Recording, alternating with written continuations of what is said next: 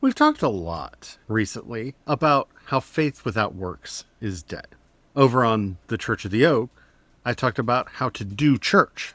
In an upcoming manifesto, I have an idea for maybe a new word. I was surprised to find out is a word that doesn't seem to appear anywhere else. It's rare when you make up a word, which I didn't think I was doing. As we're talking about faith and works and how we actually do our spirituality, let's talk about whether or not we need to coin a new term today as we walk down creation's paths.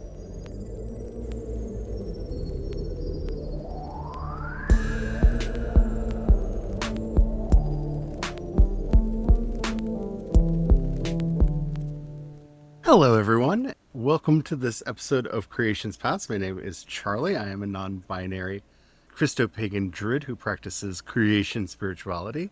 I'm joined by my husband, who is also a Druid who practices creation spirituality. Hello. Today, I wanted to talk about something that has been going through my brain a lot lately. It's not a new thought. It's actually something that I've seen before conversations I've had in various ways throughout my life, but it really hit home when I read Christopher Hughes' book of Druidry. There's a moment in that book where they discuss the idea of why it's called Druidry and not Druidism. Because Druidry is something you do, and Druidism is something you think about. And now I've heard that phrase before. I don't think that arose with them, but there was something about the way it was presented in this book. And I have to say, if you're new to Druidry and you're wanting a good introduction, I would almost say 0-0 introductory level to Druidry. It's a lot easier to get into than Penny Billington's Book of Druidry or any of the books that John Michael Greer have done on the subject. There's something about the way they discussed this idea that just lodged in my brain and made me start thinking about how we actually use different words in a spiritual context and whether or not we're actually making our work harder by the words that we talk about. Because Druidry has to me always been something you do. Just a little going back to school for a minute. RY or ERY is the ending that means an act or practice of. Carpentry, cookery, bakery. That actually used to be a thing that you did, and then it became a place where that thing was done. The reason those words exist is because they are the act of doing the thing. Druidry is the act of being a druid, the art of being a druid. It is a thing you do. It is a very active thing. And I've always acted strongly when I've seen the word druidism. And I haven't seen it that much. The only place I can really actively think about it is in one of Philip Cargum's books, where he's talking about the Druid revival and the druidism of the time. And in a way, very apt use of it, because for the most part, it was rich white men discussing with themselves the idea of wouldn't it be nice if we were all druids. So it kind of works there, this idea of an ism, an institution, a thought process. But when I saw the word, I immediately just, I jumped back. It revolted me in a way, which is weird. And I never really thought about it until I read this chapter in Christopher Hughes' book. Again, highly recommend. Wonderful, beautiful, beautiful book. Then I started thinking, we talk about Christopaganism, neo-paganism, paganism, Irish paganism. Shouldn't that be Paganry? And then ran to my handy-dandy internet, looked in several dictionaries. Well, Paganry is a word. Has basically two meanings. The art and practice of being a pagan, and general debauchery and just being a horrible person because, you gotta make pagans look as bad as you can. And most words connected to paganism have those connotations added to them. Oh, well, I do kind of like the word paganry because it is something we do. Now, sometimes we are talking about paganism.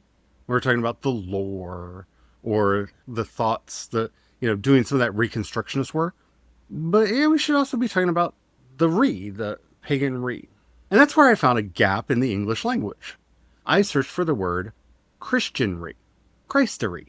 I tried quite a few versions of this word and found no hits in any dictionary. Google itself did nothing. Google was stumped by all of these words. And that even confuses me more, because how rare do you type a word in Google that Google can't even find something completely unrelated to what you're looking for that happens to be spelled that way? I started thinking to myself, do we need this word? Either Christery, which kind of flows easier than Christianry. Both are fine words, but we're coining a new word here to describe what we're actually doing in our faith. It's kind of a head scratcher, isn't it? Yeah. Yeah, it is. So I'm going to be mean and pose the question to you. First, in the audience, let me know in the comments. We're going to talk about this more. Don't worry, the episode isn't over. This isn't a super short one. But since I have Brian sitting across from me here, and I've been thinking about this in my own noodle a lot, and we've talked about it a little together, where do you stand on this? Yeah. When you first mentioned this to me, it really got me thinking about it. And I started going, well, you have Judaism, you have Buddhism, and there's a lot of these isms. You also have Jewry. I've noticed a lot of active Jews use that term instead of Judaism. That's the thing that really got me thinking about that, where I was like, yeah, they're using that in an active term, whereas the other is more this intellectual pursuit where you're just thinking about the thing. And I went, well, Christians usually just say Christian, but... Or Christianity. Or Christianity. Which is the institution of being a Christian. Yeah. Which is also even more terrifying when you think about the history of Christians and the rise of the imperial church. And every time there was a revolt against it, it formed its own imperial church in and of itself. It's like, wow, this word used to identify oneself has, on an unconscious level, formed or influenced the reformation of the imperial church. Because you think Lutherans, when they had their break from Catholicism, they reformed and they have their own imperial church within Lutheran. Because they sided with the German princes and Yeah, Christianity. The active doing of the institution rather than the doing of the actual work of the faith. The teachings and stuff are all there. It's not like it's not in it. I'm not saying it isn't in it, but I'm talking more on this psychological, and because names have meaning and power. And part of that names having meaning and power is it affects us. It helps us create the constructs in our mind. Sometimes we have to interrupt language in order to get to the truth of what we're looking at.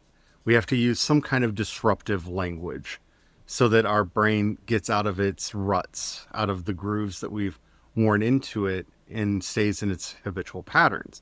I grew up with a fondness for the word Christian because, as the book of Acts tells us, it was first used in Antioch, whether or not, but it literally means follower of Christ, a Christian, a disciple of Christ. Before this word became popular, Christians actually referred to themselves as followers of the way. They were wayists and referred to the path as the way. And I've continued that in that when people ask me who I am, I say I am a wayfarer, but he who is walking the ways. I really like that term. I think that's something I'm going to continue to say. But in discussing Christianity, again, that is starting to feel like the wrong word. It's feeling like a word that has been invested with so much meaning, it's lost its usefulness in some ways. I don't want to be that person that just makes up new words for the sake of making up new words. It's hard for me to separate in my own brain the abuse that I suffered within the Christian church from the Christopagan and Christian faith that I still have. And I think that's true for a lot of people. That may still feel a draw to the faith because of the abuse. And it's not only abuse, but for a lot of us, it was abuse, like physical, verbal, and others that I'm not going to say because of how that affects us on certain platforms. But we all know the abuses that have happened. And I'm wondering if, not so much for like a rebrand purposes, like this isn't like Christ 2.0. This is more in naming a thing accurately for what it actually is. When I was contemplating this versus ism in my head and looking back at my own personal experiences over time, people would go, what is your faith? I would say I'm a Christian. I never said I practice Christianity. I never did the other titles. Even when I practiced Buddhism, they would be like, well, what are you? Are you Buddhist or something? And I was like, well, I practice Buddhism. But it was always this caveat that it required more than one word because the other words there didn't quite work. Intuitively, instinctively, I knew there was a grammar issue. There was a concept construction issue with the imagery that was being created, with the words being used on an unconscious level, I still knew something wasn't quite right. Especially because we are talking about something that is unfortunately both radical and something that has been within the tradition since the beginning. This idea of we are the body of Christ, that each and every one of us is here to live Christ into the world. It's all the way back to Paul. I struggle and labor with you until Christ is born in you. That this is the work that we are supposed to be doing on the way. That idea isn't really covered by the word Christian in most people's minds. When you think Christian, you immediately, at least I know my mind, goes immediately to the church, to the building, to dressing up on Sunday and making sure I don't have any flyaways in my hair, having to wear a tie because my mother was really big on me having to wear a tie, having to sit still and be quiet and not to talk up, not to ask questions. And all of that comes in with this word. And when I think of a word like Christery, that is the art and practice of Christ. Christianry, the art and practice of being a follower of Christ. Those words hit me in a way that disrupts my normal thinking process. If we were to talk about the art of Christery, just that one word, Christery, it brings up in my mind all of these questions of, well, how am I to be more Christ-like? How am I supposed to live these ideals and practices? It's very practical in the way that I'm thinking about it. It's not theoretical. It's not drawn back into those buildings that were either too cold or too hot because they never had proper heating or cooling in them, sitting in uncomfortable clothes, listening to somebody talk on and on and on about things that may or may not have been of interest. It disrupts all of that thinking process for me. That's why when you brought up the idea of doing an episode on this, I thought that this is something that we should put out there, because it doesn't matter if we start using the word or not. If it's not a word that catches on, it's going to be a word that pops up and disappears. Like when they used to call nudists Adamites, which they did. I still love that term. I don't hear it enough anymore. But yes. Yeah.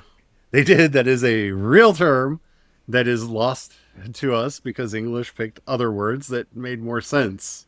We're trying to get back to the roots of the faith. We're trying to reconnect with the heart of what does it mean to be a follower of the way. For me, one of the biggest hangups, and I remember having arguments about this decades ago when I was a youth deacon at a non-denominational church in Frederick, Maryland. And I was in the pastor's office. I brought up the Council of the Apostles in Acts 15. Because this is the argument of, can non-Jews be followers of Jesus? Are they welcome in or not? And if they are welcomed in, do they have to be circumcised? Do they have to basically convert to Judaism first and then be a follower of Jesus? This is the argument that they're having. And they go forward and put 7 restrictions on the new followers. They're not told to give up their culture or their lifestyle. They're told in a way that's very akin to the 7 laws of Noah, which even in there, the first commandment in the laws of Noah is that there's only one God. There is no edict of monotheism in the letter the apostles wrote. And that confused me. The more I read it, the more I talked to him, and his argument was, well, that's implied. Is it? And I am not saying that to be flippant, but you look at the way Christianity developed after this point, and the many Christianities that developed after this point. In Alexandria, they took Christianity and it kind of wed with the pre-existing Barbello movement and created one of the strands of what we would later call Gnosticism. We have one group of Christians in Alexandria that wedded it to Hermetic philosophy and gave us another branch that we would later call Gnosticism. They just added it. There were a lot of things that got lumped in on Gnosticism. That's why I'm over giggling, because I'm just like, oh yeah, so we could go and name this one and this one and this one. All of it we just called Gnosticism because, you know.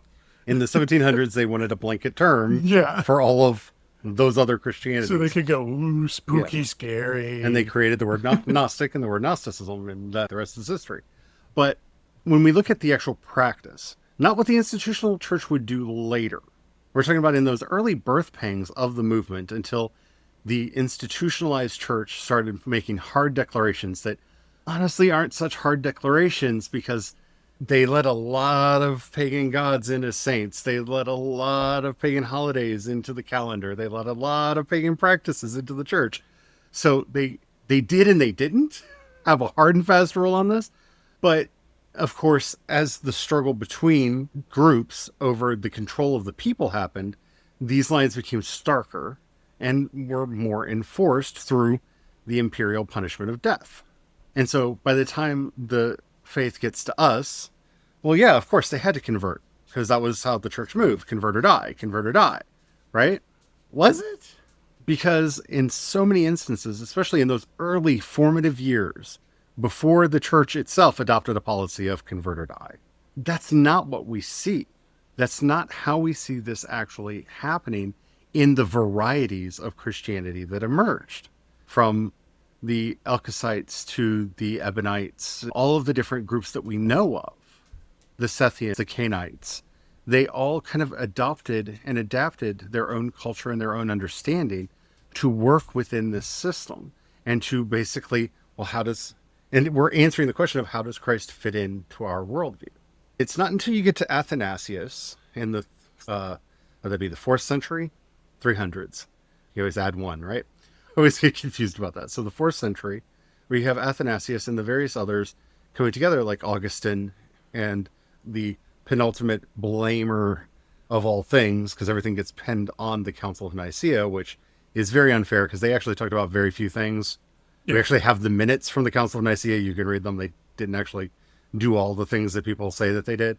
But you have Athanasius giving us the canon and starting to weed out all of these other books. You have the arguments with Marcion, you have to remember, was a very popular bishop in the church who argued whether or not Jesus was worshiping the Jewish God, because he couldn't reconcile the God of love that Jesus preached with I'm going to burn Sodom and Gomorrah to the ground, I'm going to kill the firstborn in Egypt, the very vengeful God that you find in the Tanakh. He could not square the circle and see these as the same being. The God that sends plagues on people is not the God of the man who said rain falls on the just and the unjust. You know what I'm saying? It didn't square in his mind.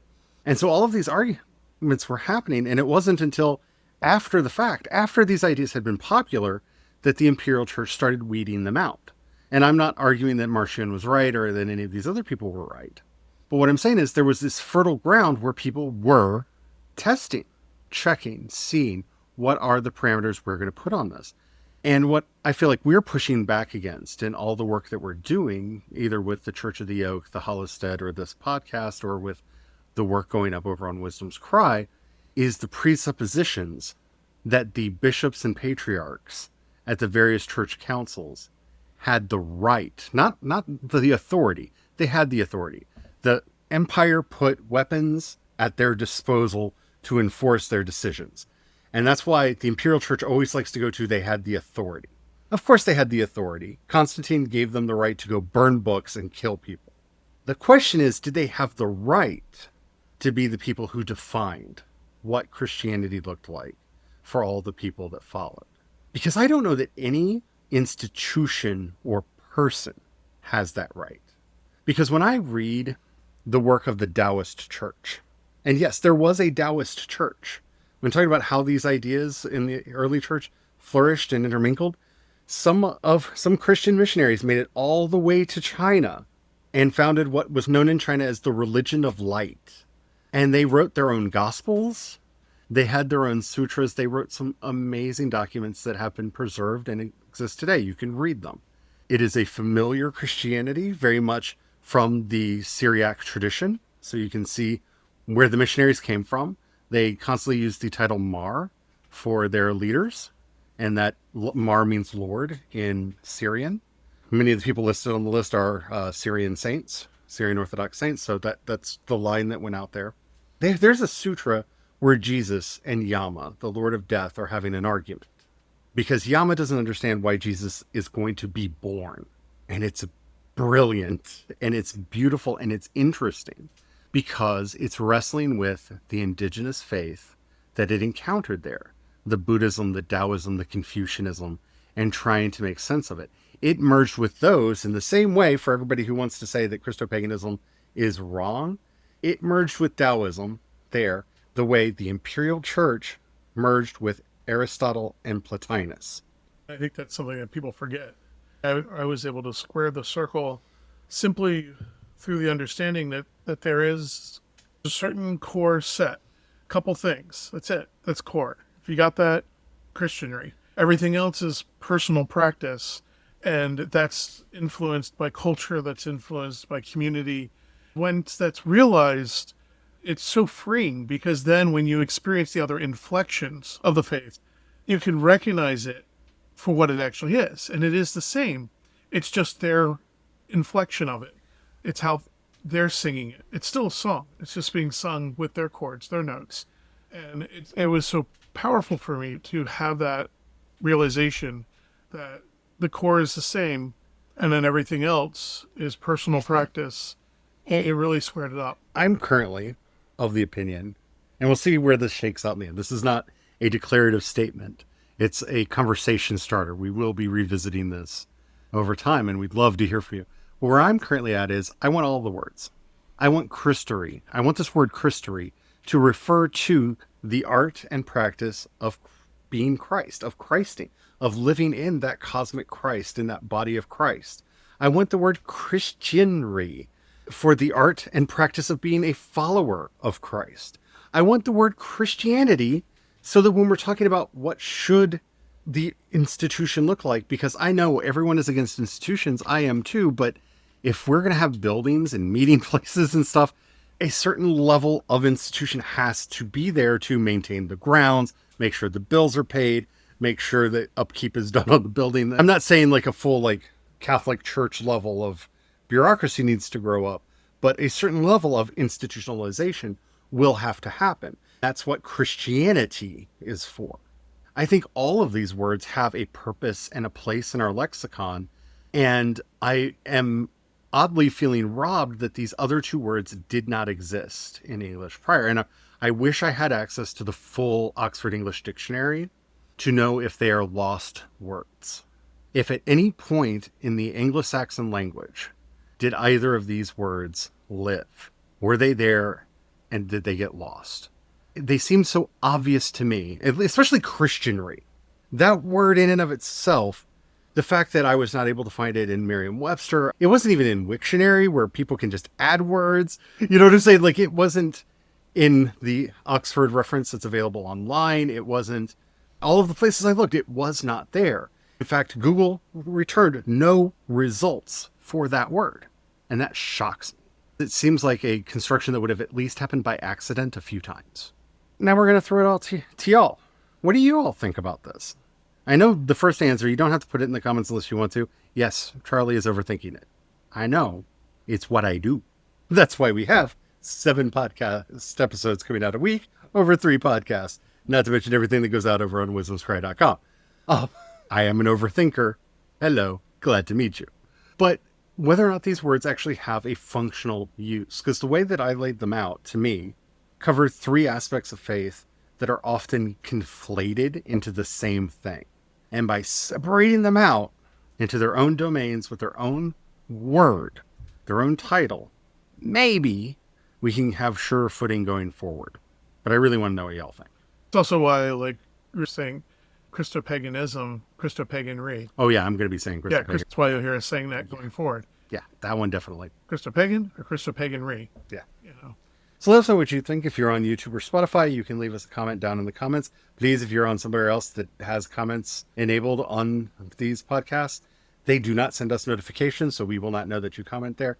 So if you're listening to us there, head over to creationspath.com, click on chat, and talk to us there. That'll be the easiest, quickest way for you to get in touch with us. That would be great and wonderful. And while you're there, don't forget to subscribe to get our newsletter, which will keep you up to date with everything that we are doing.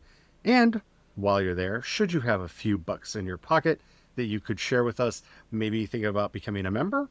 Members will be getting our classes once they launch before everyone else does. And I'm very excited about getting those launched, but we just launched 2 more podcasts to get fully up to speed. It's going to be a little bit, but we're going to get there. Trust me, we're going to get there. If you want to, you can go over to Patreon or Ko-fi and support us there. I am C. Dorset on both. And that goes to support everything I do, including the music, the books, the stories, all of it. And remember, this is not a donation to God. You're not giving to the Lord. You're helping us to keep the lights on, keep food on our table, and a roof over our heads. So thank you to everybody who does that. So until next time, may the blessings of the One Life shine through you as you learn to live your faith better every day. Amen. Amen.